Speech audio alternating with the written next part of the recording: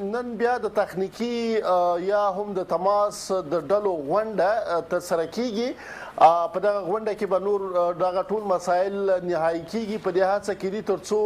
دغه د خبرو د پای لپاره چې باید کله خبري شروع شي څوک په کوم ځای کې کینی او کله وقفه ترسره شي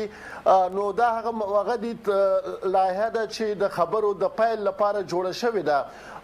چې دا د کومو کلمو څخه باید استعمال وشي چاته څنګه خطاب وشي دغه ټول موارد دي چې په دې کې شامل دي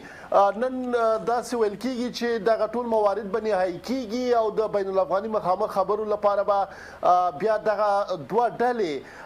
هلته دوی ایجنډا باندې کار کوي ترڅو د بین الافغاني خبرو لپاره دوی یو ایجنډا ولري او د مخامخ خبرې پیل کړي